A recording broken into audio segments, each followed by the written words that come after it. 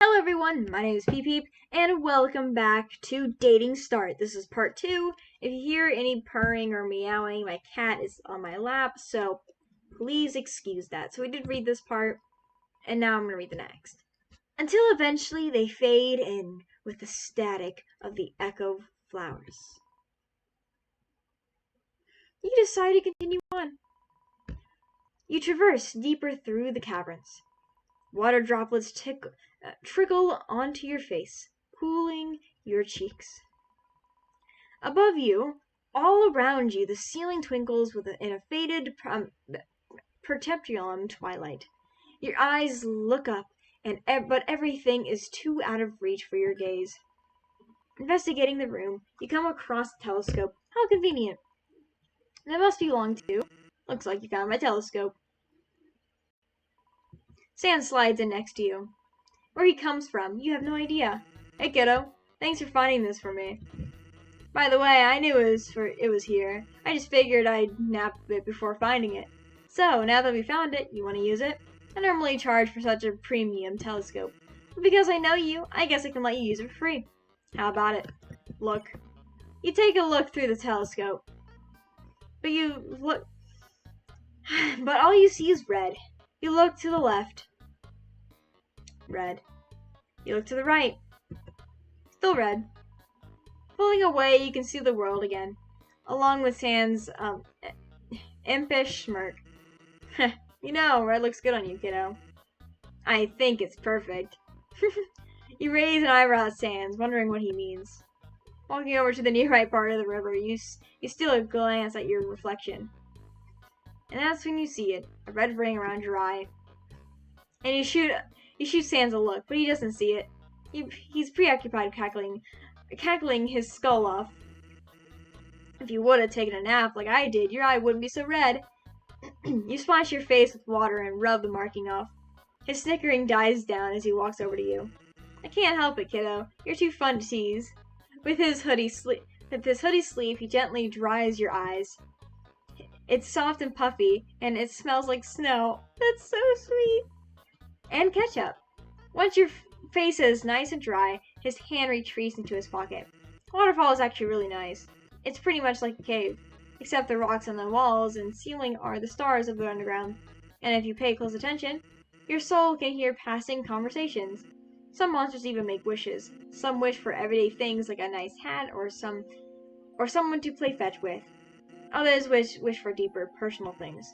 Company, praise, strength, confidence, freedom. That last word leaves with an exhale, and the echo flowers simply repeat it. Once they're done, he continues. Anyway, you want to listen? Maybe we'll hear something juicy. Man, I've had not been reading in his voice. Sorry about that. You stay still, trying to hear something distinct from the static. Sand looms over an echo flower, examining each petal. A warm sensation tickles your soul. At first, you only hear the ever-present static, but then you hear Gossamer whispers, "I wish, perhaps. I wish." It grows louder and louder. "I wish." The finally flowers surrounding you echo the words loud and clear. "I wish I was a legendary fart master." You pull away, your head snapping in the direction of one Sans, a skeleton, and his mischievous chuckling. Why are you giving me that look, kid? You don't think it's serious? That's almost secret. That's almost secret, triple secret, code word serious. Almost. I have other code words that are way more serious. But if I told you outright, they wouldn't be super secret, mega secret code words, would they? What are the codes for? Can you tell me a secret code word? Tell me a secret code word. Whoa, wait a sec. I can't just tell you my secret code words. These are for people I trust my soul with. Maybe if you're a good enough fart master one day, I'll tell you one. Sans snorts, trying his best to hold his laughter while you pout at him. He then shifts his gaze back to the ceiling. To be honest, this isn't the best place to make wishes. I'd show you where exactly, but I don't want to bore you. Besides, I should get going. You're making me late to my other gig. Good thing I know a convenient shortcut. shall we? Sans, you are the best, okay? Sans shuffles along toward the entrance of the next room.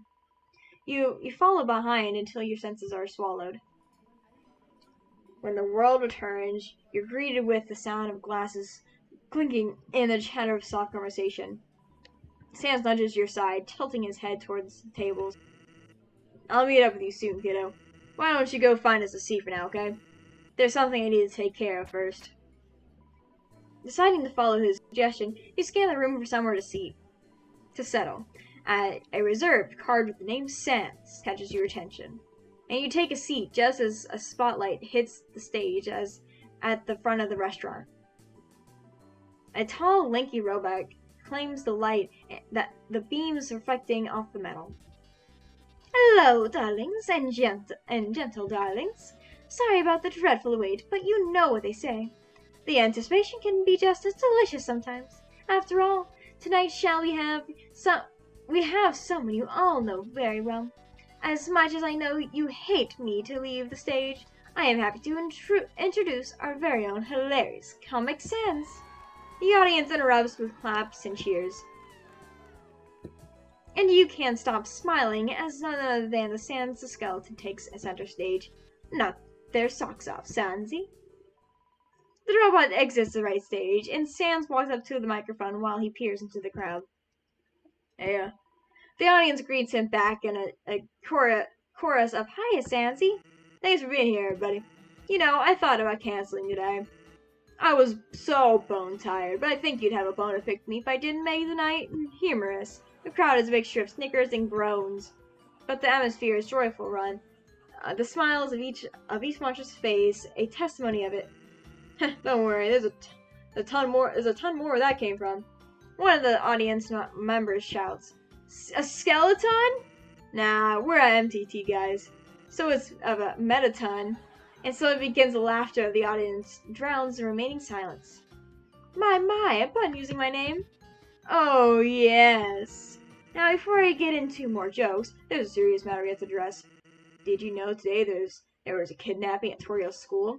A collection of gas scatters the crowd. The Sans chuckles into that microphone to calm the concern. Don't worry, everything's okay. The kid wakes up. The audience breaks once again, the initial shock sparking into laughter, electrifying the room. Speaking of which, I started my day pretty late. Surprising, right? Well, anyone who knows me intimately knows that I'm great in bed. Sans turns to you with a wink. What? No. I can sleep for days. Everyone else doesn't seem to notice where he's looking, lost in their own sea of snorties. The back and forth goes on throughout the set. And the laughter never dies for too long, bursting back to life again and again after each punchline. The smug grin stays fixed on Sans' face, regarding the crowd as his playground. And it's a playground he knows exactly how to play with. Eventually, Sans reaches the end of his set, but the rowdy laughter of the audience seems to be far from over. He raises his voice above the noise. Well, that's it for me. You've been great. Have a sensational night. The rain of cackles is met with a thunder of applause, and the blink of an eye. He isn't there anymore. But the laughter still is. It continues to ebb and flow, crashing against the walls and back into the ocean of the audience. Soon enough, the laughter fades back into conversational chatter, and you finally have a moment to your thoughts. The events of today play a silent movie in your mind. Some parts stand out more than others, but before you can dwell any longer, someone pulls you away from your reverie. Hey, you're looking kind of boned, kid. Guess I'll just have to join you. Why is the music so quiet on my thing? Anyways, Sans takes a seat at the table, sitting across from you. Thanks for treating me to dinner, by the way. Nah, I'm kidding. Luckily, I have a special reservation because I performed tonight. This place is so uptidy. Even the silverware has to be reserved separately from the table. We don't even get a mint. You stare at the tablecloth and the candle that adorns the table. The candle emits a peaceful glow, dimming the rest of the world until it's just you and Sans. Just you and Sans. So what do you think of the underground? It's pretty great, isn't it? The monsters down here, the love they possess. It really makes the place feel like home. You can see it in the way they act. They really do care. Take Toriel, for example. Toriel really does care about everyone, humans and monsters. She's doing everything she can to bring hope to all of monster kind, and she's compassionate towards any human that falls down here. Undyne's pretty fiery, isn't she?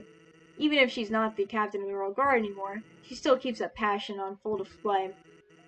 After all, she's trying to keep everyone... Oh, I didn't read that. We can go back, though. Trying to keep everyone strong and motivated. Especially, Alphys really tries her best not to lock herself away in her lab. You can tell there's something weighing heavily on her mind. But she's pushing her research efforts in order to bring monsters back to the surface. And Papyrus? Well, we already talked about that. My brother is the coolest. He just wants everyone to like him. They all seem fond of you.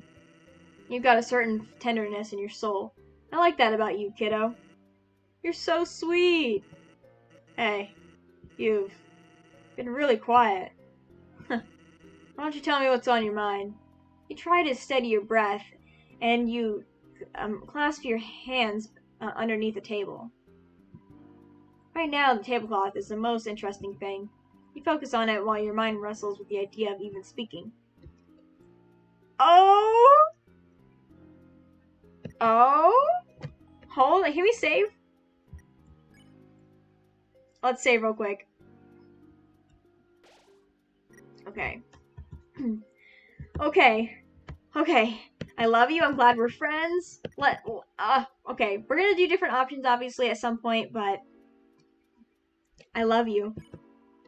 You take a deep breath, lips quivering, chest burning. You try to swallow, but your throat is too dry. Your mouth opens, a silent "I" that fears to be heard. Sans lowers his voice, giving you an encouraging nod. Kiddo? Oh my god, I'm tearing up right now, guys. A tiny bit of coaxing fills you with determination, and the words become a whirlwind. You tell Sans that you love him. Uh-oh. No, he doesn't feel the same way. His grin never falters, but his eyes tell all. The pause of time between now and what's coming is too much. Your soul sinks, but then he speaks. Hey there, buddy. That's flattering and all, but I don't see how you can be that in love with me. Especially considering we never met before. A love like that needs a bit more. It doesn't mean we can't try this again. Oh, okay. He's so sweet, though. Oh. He gets up from the table, and you feel your soul being pulled along with him. But that thread of feeling snaps, and you settle back into your seat. The skeleton scuffs his hands back into his pockets. It's only now you notice how cold your soul feels. So many words left unsaid, so many actions left undone. Why couldn't you act on any of it? Take care of yourself, kid. Because someone really cares about you. Don't leave me! You can only sit there as Sans takes his leave, and disappears once he's far enough away. But you swear he's walking away. Your soul could feel him glancing back at you. Flowey? Golly, you must be really desperate if you're looking for love from a smiley trash bag. You really thought that he was going to love you back just like that? I mean, not really. But you never know. Love at first sight? You idiot! Your soul must be so broken. Oh, don't look so upset. Your best friend Flowey knows you don't have to be alone in your pain. After all, you're not the only one with a breakable soul, aren't you? I'm just saying, love is an option. Let me tell you something about that skeleton. He doesn't leave his soul vulnerable. I would know. I've tried to rip it apart. Hasn't worked out. I know he won't bare his soul to me. After all, why would anyone let their guard down around someone without a soul? But you and your soul, you're different. There's a trait beyond your determination that I can't quite place. I bet you anything that Smiley Trashbag noticed it too. And if that's the case, there might be a chance for you. He just might let his guard down.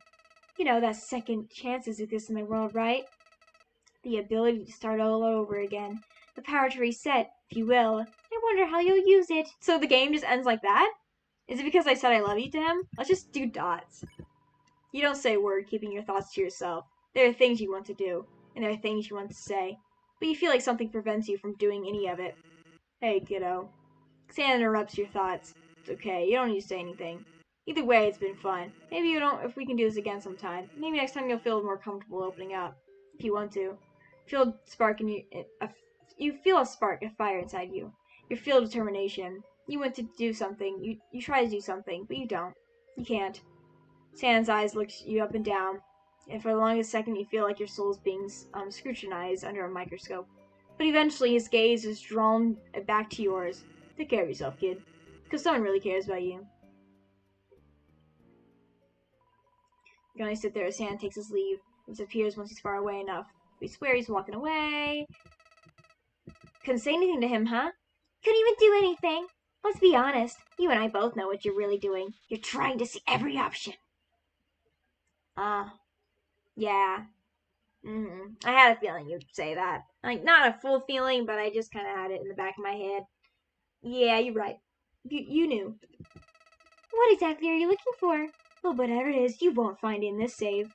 I already told you about the power to reset. Did you forget? Well, I'm not going to remind you again. Yeah, but I want to see what he says every single time, you silly little goose. I'm glad we're friends. You think about all the pranks that Sans pulled on you today. They spark in your soul, and soon enough you're smiling to yourself, which sprouts into giggles, which blossoms into laughter. And the solo of laughter becomes a duet when Sans chuckles along. Kid, what's so funny? You tell Sans that you're glad you're friends, and you're happy you met him. Aww, his smile widens. I'm glad to meet you too. It's been fun.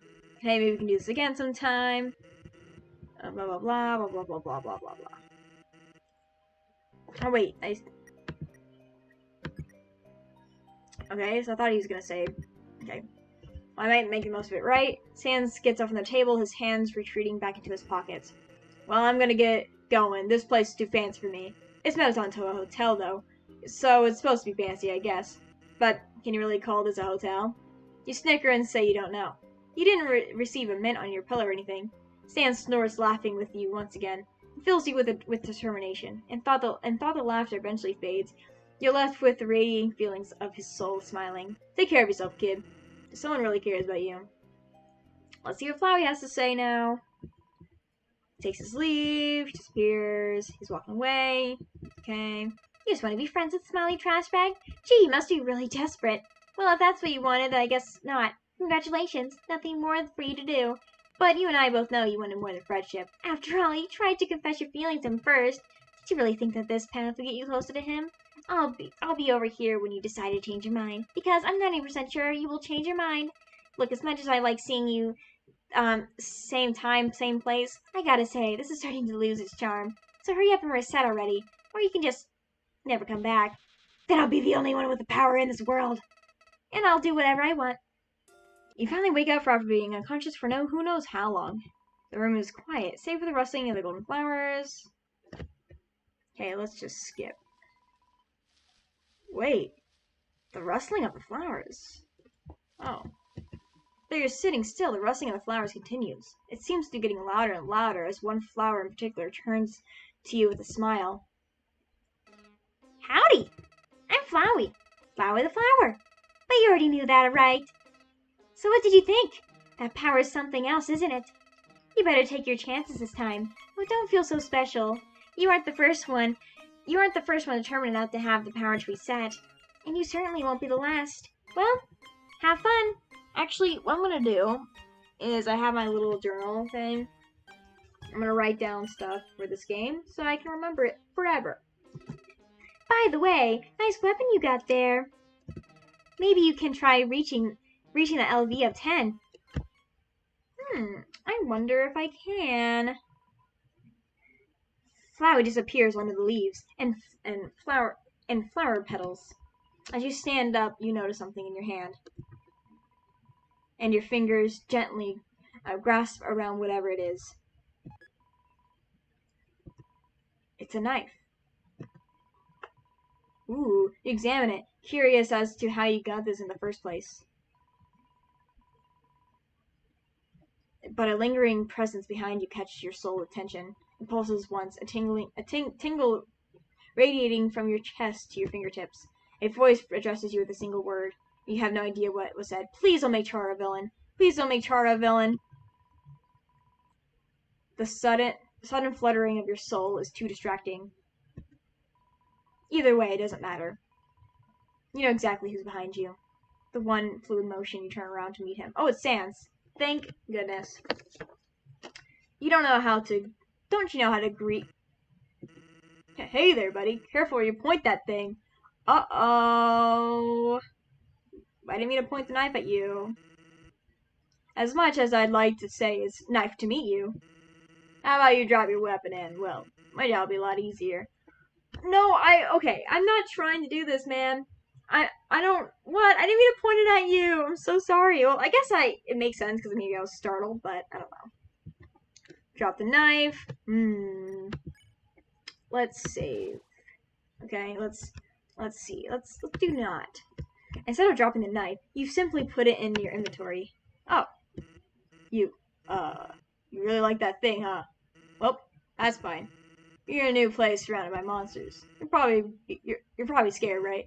Kiddo, there's nothing to be scared of. The monsters here are pretty nice. That's why I sound pretty funny once you get to know me. Sans skeleton. So I don't really want to do that option. I just want to see what he says. Okay, let's drop the knife. You drop the knife. The clattering of the blade echoes as it falls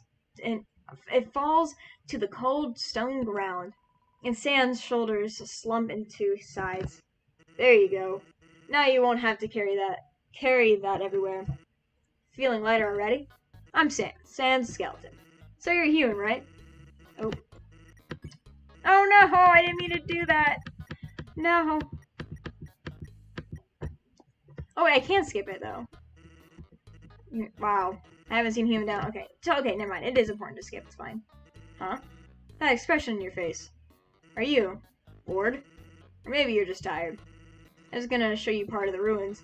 Maybe I should take you straight to new home so you can rest. I don't blame you. Falling is exhausting, huh, kiddo? Come on. We'll be there before you know it. After all, I know a shortcut. You know, since you're tired and all. Maybe you should hold on to me.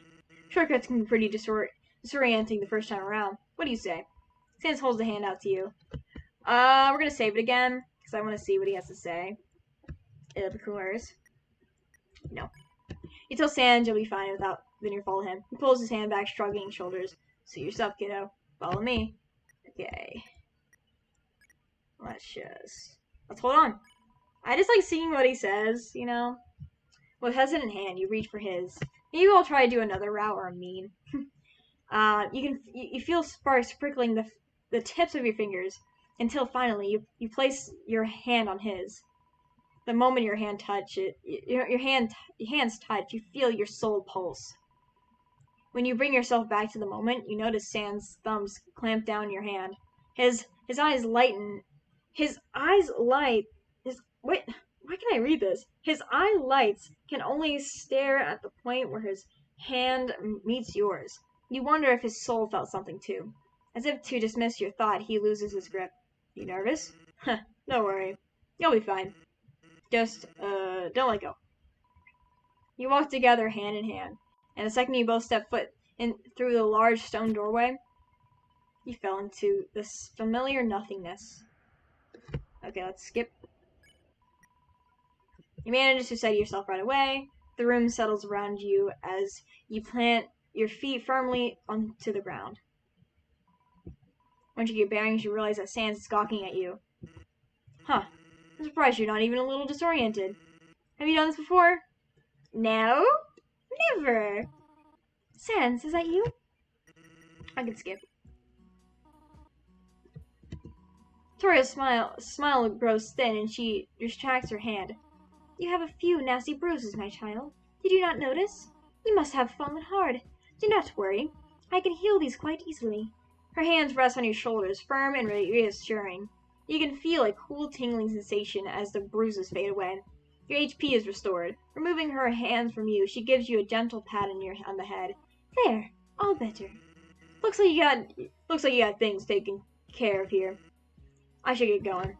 Okay, let's skip again. Oh, kiddo, you're really spacing out there. My puns can't be that bare bones, can they? It's probably been a long day. Perhaps we should all get some rest. Can't argue with that. And let's skip again. Sam takes a few steps towards the door. You turn to watch him go, and your soul pounds a little harder with each step he takes. He wasn't going to say goodnight to you, too? Or did he already say goodnight while you were spacing out again? The pounding recedes into the background as Sam stops to look back at you. And you feel something flicker in your soul, if only for a millisecond. Is he looking at her soul or something? Take care of yourself, kid. Because someone really cares about you. And let's skip. Was the story too childish? Or perhaps you already heard this one? I'm not sure if these books still exist on the surface anymore, if it's possible. Oh, here I am worrying I might have bored you. You're probably just dozing off. I know you're probably too old to listen to bedtime stories. But I thought to help you feel more at home. For now, please try to get some rest. I'll be here if you need me. Good night. Let's just say goodnight, Mom, again.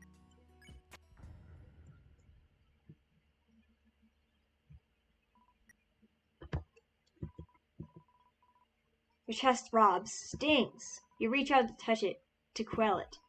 But you feel a line carved into your hand, deep and burning. What's happening? You try to reach for your chest with your other hand, and it plunges into a cold, cool, calm pool of water. You take a breath, but no air rushes in. But then you feel so warm your body squeezes tight. What is happening? And it sounds like a pitter-patter of rain. Are we in waterfall? And it smells like fallen snow. Oh. But the smell of taste of bitter iron cuts through the comfort, flooding your senses.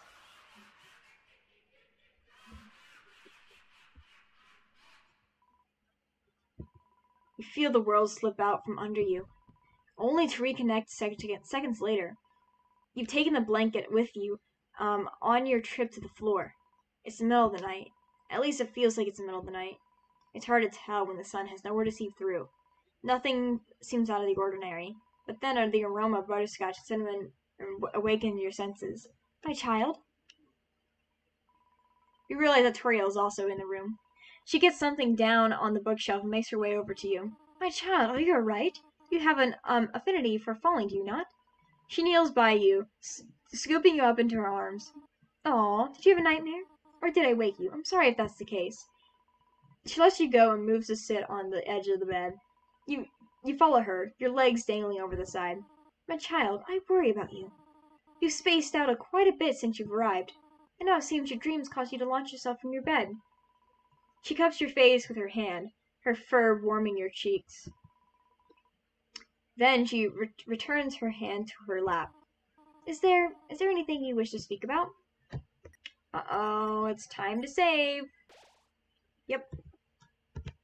I'm okay, I just need to sleep. I dreamed I was killing everyone. Sans. Before you can stop yourself, his name leaves you in a sigh. That's all you can manage to say. The rest of it hides behind the curtain of your mind, too scared to be shoved into the spotlight. But then that single name is enough for Toriel to peek behind the stage. Go on, my child. I am here to listen. I won't judge you. You fold your hands in your lap, your thumbs fidgeting. You figure you might as well tell her. Oh, yes! I think I'm in love with him. I keep thinking about him. I want to say I keep thinking about him. You tell Toriel you can't stop thinking about him. Toriel can't help but giggle. I don't blame you. Sans leaves quite the first impression, does he not? He knows just the right way to tickle everyone's funny bone. When I first met him, he told me a barrage of knock-knock jokes. I couldn't help but make notice of him. At that time, I didn't even know what he looked like. We were separated by the door to the ruins. But even if I couldn't see him, I knew that he was a great monster. Sometimes your soul just knows. This might be a similar scenario for you, and it might be why you can't stop thinking about him. You have a feeling in your soul that he's someone special. He might be your soulmate. You feel your chest thump, a fondness lightning a tender fire. The word soulmate warms your heart with love. So many thoughts whirl in your head. You can't help but be curious. This feeling in my soul, what's a soulmate? Does Sans feel the same? You hesitate a moment. Sure you're feeling those sensations, but what about Sans? You ask Toriel if she thinks Sans is feeling the same things you're feeling. Toriel places a hand to her chin, her gaze shifting as she pursues her thoughts. Well, I will be honest with you, my child. I can't speak on his behalf. I'm not sure what his soul feels, but I can tell you how I feel. When I first saw you, my soul felt like I was meeting an old friend for the first time. So it's possible that he might feel something familiar. With that being said, only Sans can tell you how he feels. But don't be afraid. Let him know how you feel also. But you never know. You never know. It could very well be the spark you both need. This feeling in my soul. You asked Toriel about the feeling in your soul. It hasn't been a day, but around Sans you can feel your soul spark, and the sensation runs up your spine, into your fingers, until your breath catches in your throat, and Toriel's voice, a lull during a distant thunderstorm, calms your soul. It's like you feel a gravitational pull towards him, yes? As if to answer her question, you feel your soul fall forward. You clutch your hand to your chest and give her a small nod. My child, I know this can be intimidating or confusing, especially for a human not used to how souls work in the underground. All those sensations running through the culmination of your being. It can mean any number of things. It might be the feeling of being around a soul that's special to you. It might be the feeling of wanting to interact with that soul. It might be even the feeling that you've crossed paths with that soul before. In a lifetime, as someone might say. What's a soulmate? You ask Toriel what a soulmate is. She softly smiles at you, placing a hand on her chest. I'll be honest, my child, it's a little difficult to explain. Regardless, I'll do my best. A soulmate is a special someone that you feel a deep connection with. Mind you, this can be either romantic or platonic. Understand the idea, it makes sound picture perfect. Like you'll run into each other's arms the moment you find in one another. Truthfully, it's nothing like that. At first you might get a feeling, a flicker, a pulse. It's something that makes you stop and catch your breath. It's something that makes you glance back after you walked away. At that point, you're both not sure. But sometimes a little spark is how it all starts. And if you pay close attention, you just might feel your soul trying to sync in time with each other. She hugs you tighter, her hand rubbing the back of your head as she pulls you even closer to her. I'll always be here for you if you need me. Without a second thought, you wrap your arms around her. All is calm. Your arms circle around her as the best they can, embracing her protection. The word mom escapes you, and you exhale into the hug. You feel Toriel's arms clutch you even tighter, shielding you from the terrible things of the world. There, everything is all right. You are safe. You breathe a sigh. She eventually releases you, her eyes searching yours, taking care not to frighten you. Her hand alights on your cheek. Try to get some sleep, alright? You can rest for a couple more hours before the day begins. You nod and climb back under the covers. Toriel gets up from the bed and nuzzles your forehead, drawing the blankets over you. Rest well, my child. You hear her footsteps trail away. Closing the door punctuates her leave. And after a few breaths, you fall back to sleep.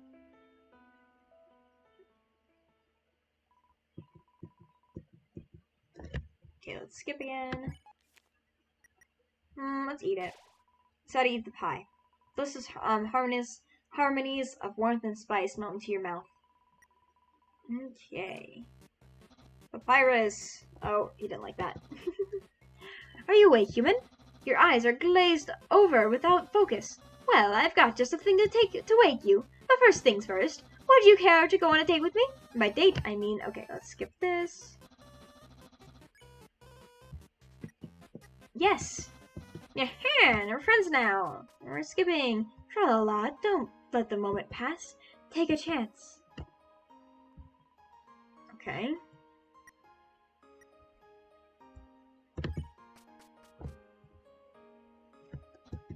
You seem very unamused, but worry not, for my puzzles are very exciting. I will show you. Okay, so it's right. And then left. And then straight. As it should be. How did you solve the maze so quick? You blazed through without blinking an eye. I would hate to think I wasted your time. Perhaps the maze was too easy for you. I do have one more puzzle, one more obstacle. However, I warn you that it is very, very challenging. I hesitate to show it to you, but perhaps it will elevate your boredom. I suppose we won't know until we try. Right this way, human. Oh! You follow the pyres until you reach your destination, a long bridge. We have arrived. Please wait here a while ago and set things up. You see, I wasn't expecting to use this one, so I need a moment to prepare. Pyres hurries across the bridge, eventually making it over to the other side. You can't really make out what he's doing. Okay, you can walk across the bridge now. You step onto the bridge and start making your way across. The bridge feels oddly stable. It looks like a rickety old wooden bridge, but it feels like solid stone. A gust of wind blasts you from below. You wonder how high up you are. And stop. Perfect. Just stay right there. Oh no, it's Toby. Spikes and spears and a dog. Oh my. They descend from above, blocking your path to the other side. You take a step back from the steps. From the traps, I mean. I present to you the Gauntlet of Deadly Terror. Worry not, human. Despite the name, I assure you it is absolutely safe. Minus the spike ball and the spear.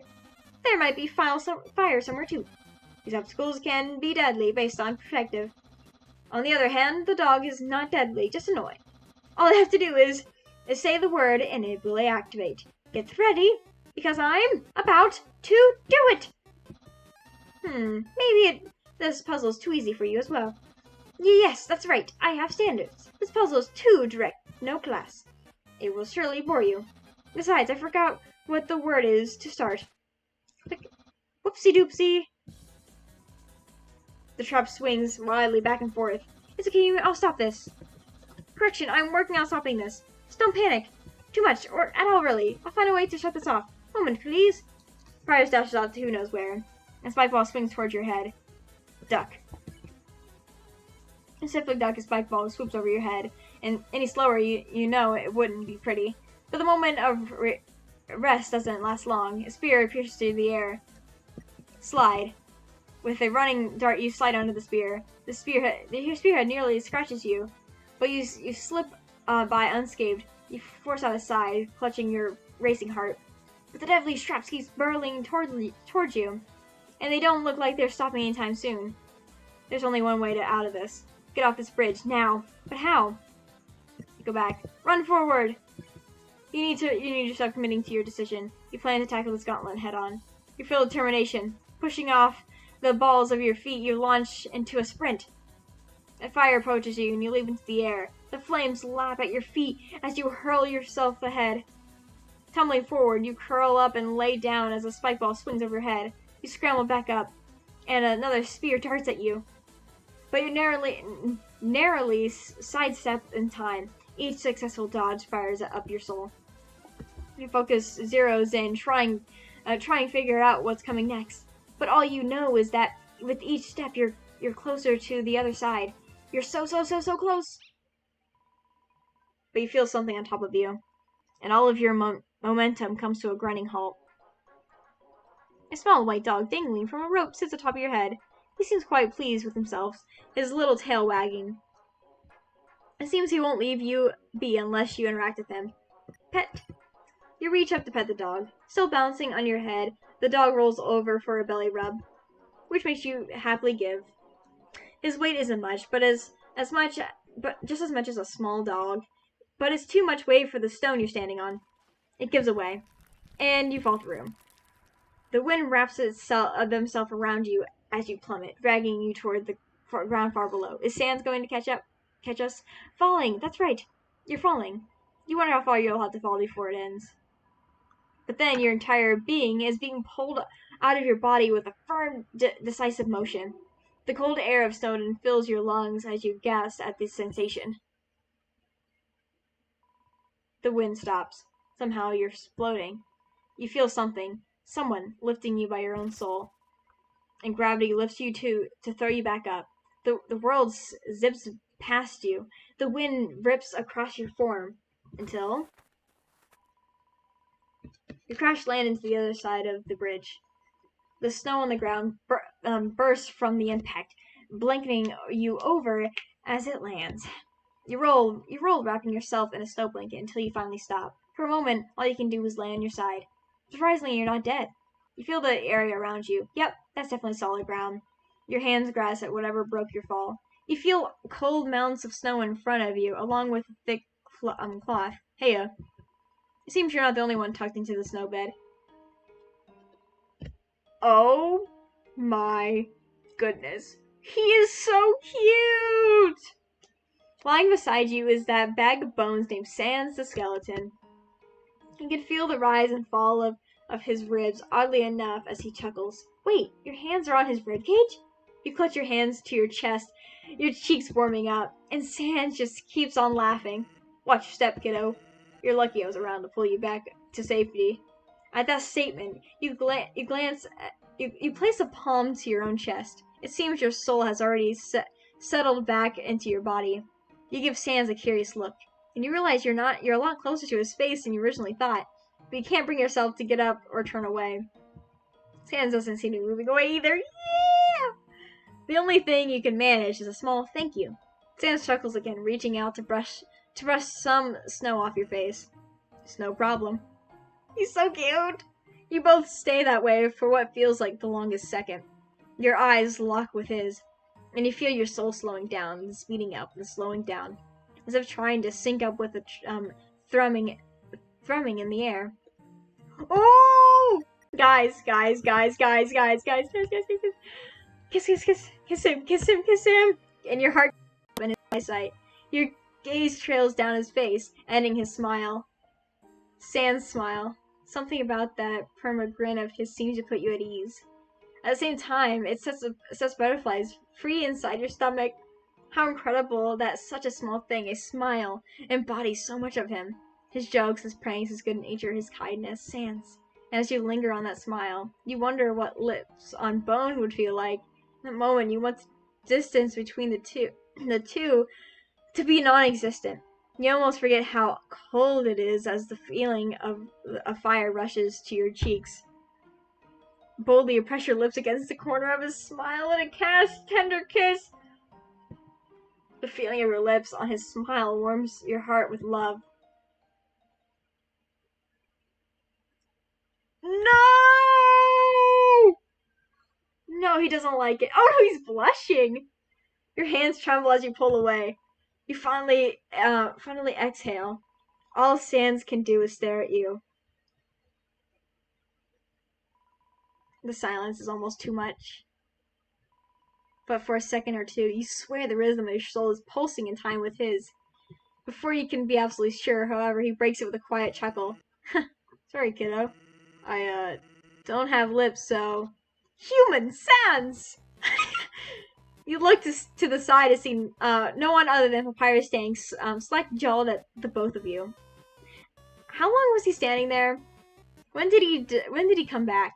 Did he see everything? Well, I think I should leave you alone for now. You roll around in the snow to face the fleshless skeleton proper. You ask Papyrus not to leave. Sans doesn't even move an inch. He closes his eyes sockets and gets comfy, sinking further into the snowy ground. Bro, it's okay, we just... No, I will give you both adequate space. I insist.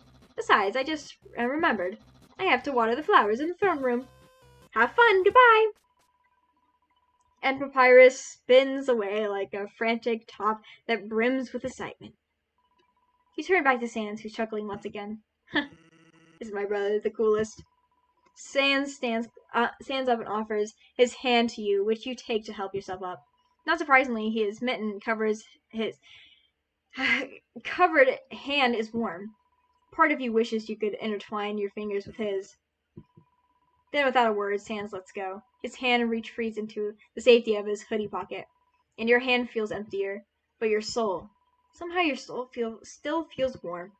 It's a slight tingle of warmth, like a hand over your heart. But it's there, you can feel it. You decide to let it be. I bet you're tired from running around. You hungry? Here, I just know the place.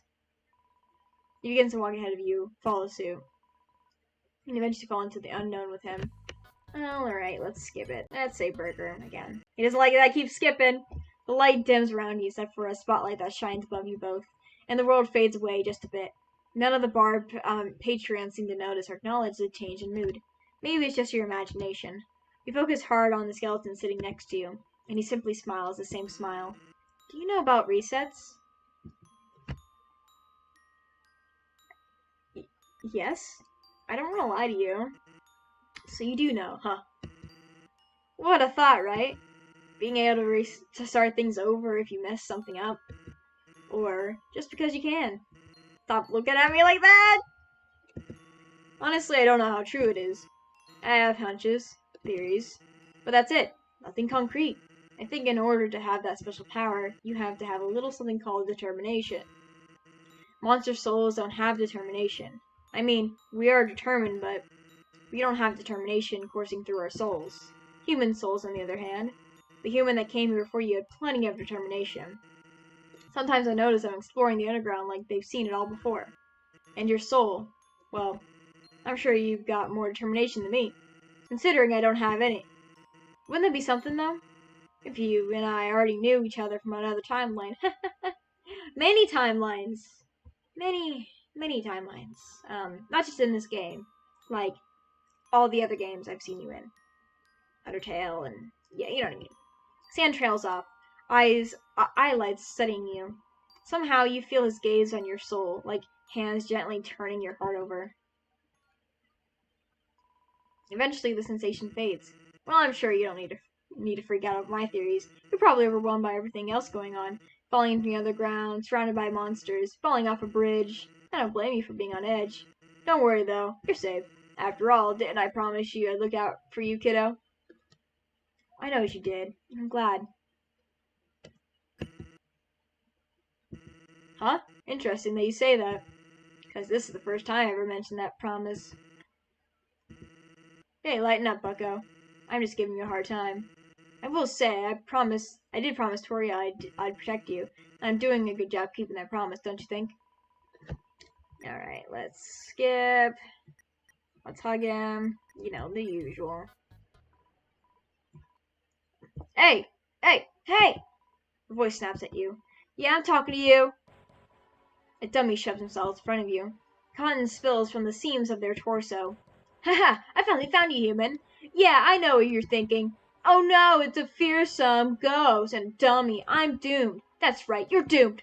Doomed! Doomed! Doomed! I'm not scared of you humans. Not like my cousin, also a ghost and a dummy. He's sort of shy. He wanted to catch a glimpse of the human that fall into the underground. He was gonna hide and watch you. But then you never showed up. He couldn't take that rejection. Broke his eternal heart. The least you could have done was pass by his room in the ruins. You may have ignored him, but you ain't ignoring me. Your breath catches in your throat as your soul leaps out. Ha! You're trapped. You're trapped in this encounter now. Trapped! Dummies, attack! Oh, that's right. I fired them. They were useless. Well, how about dummies that aren't garbage? Robot dummies, attack! Oh yeah, I got rid of them too. They were even worse. Well, it's just gotta show you can't count on friends. The only thing you can count on are knives. Wait, I forgot to take my knife with me? You know what? Forget it! It's not worth it. I'm not supposed to be fighting you anyway. The dummy feels lame, but you're still in the encounter. If you're still in the encounter, who else is here with you? Examine your surroundings. And the presence of your soul catches you off guard. It's surreal to see your soul outside of you like this. You want to reach out and touch it, but you refrain. Still, you wonder what else your soul contains. Toriel said that your souls work differently in the underground. Sand says that your soul has something called determination. And Flowey said you had more than just determination. Maybe in an encounter, you'll be able to understand your soul better. You tried to relax, breathing in through your nose and out through your pursed lips. Soon enough, you feel the protective wall of determination fade just a little. And when it does, it reveals the core trait that embodies you the most: kindness. A tenderness blows a gentle breeze in your chest, and that breeze tickles its way and across your cheek. It cools the fiery determination into something calmer. Outside of this encounter, you know that everyone deserves a gentle approach. Everyone deserves a chance to be understood. You want to be that person. You want to be that beacon, that lighthouse in the storm called life. But you try to remember to be the same beacon for yourself. As your soul glows, it seems to dim the rest of the encounter. It's memorizing. A quiet gasp joins your reverie. Sans? And Sans' skeleton becomes visible, lit by the gentle glow of your soul. Looks like he's wide awake now. No wonder the encounter didn't end. Sans is pulled in too. He can't bring himself to say anything, and neither can you. You're both too entranced by the very culmination of your being, as it suspends itself into the air, pulsing strong with kindness. You can feel each pulse as it sinks with each breath you take. Sans brings his hand to his chest. The next thing you know, your soul retreats, colliding into you, and the encounter ends. The cool, damp air of the caverns cue you into the change in surroundings. Sans stands in front of you, but he can't even look at you. You call his name. Kiddo? And he finally snaps out of it. Hey, why don't you explore Waterfall for a bit? I'll, catch up with you. Before you can say anything to him, he's gone. Your soul feels something's missing. But right now, there's nothing you can do. You decide to keep moving. And let's skip. Oh! That's a shock. I wasn't expecting Papyrus. I was kind of like, not dozing off, I was kind of like, drifting off, not acknowledging what was happening. Undine Alphys. Papyrus comes rushing in. Oh. Only to pass everyone completely and crash into some tall grass. He gets back up and joins the group. Forgive me for interrupting, but I have some very impressive and important news. What's up, Papyrus? We already know there's a human in the underground. You're kind of late on that. No, it doesn't concern the arrival of the human, but it does concern the human. Be prepared for this piece of news. Will be hard to believe. Ahem. The human like Sans. The human like Sans. What? Really? What do you mean the human like Sans? Do you mean like a friend, or like more than a friend? Why Sans? He's lazy as hell! I mean exactly what I mean! It was quite the reveal. The human fell off the bridge and Snowden. However, but instead of falling and splattering on the ground, the human zipped through the air and crashed into Sans. I ran up to the two of them to make sure no one was injured. But when I got close enough, the next thing I knew, I saw the human kissing Sans. What? Oh my god. You really have the hots for him, huh? I think I changed her voice. I forgot what it was. Even though I just played it like an hour ago. Wait. So what do you mean a kiss on the cheekbone or on the top of the skull or lips, too, teeth? I ship it! Hell yeah, get it, punk! The memory of kissing Sans warms your heart and your cheeks with love. And embarrassment. Right now, mostly embarrassment. Do not be shy, human. I approve of you as a soulmate for my lazy brother. You've solved all of my puzzles, and you're my friend. You most certainly meet all of my standards for him, but I think you might need to practice how you approach him. Fear not, for I am an expert in soulmates. I snagged this soulmate guide from the library. May I see it? Papyrus hands the book over to Alphys. She briefly flips through the pages. Oh, this might be useful in combinations with other practicing methods. What do you think? Okay, I'm gonna save this roleplay for the next episode because I really need to do some stuff right now. And it is getting a little long again. But I cannot wait to see you in part 3. So leave a like, subscribe. I will, of course, see you on the next one, everyone. Goodbye!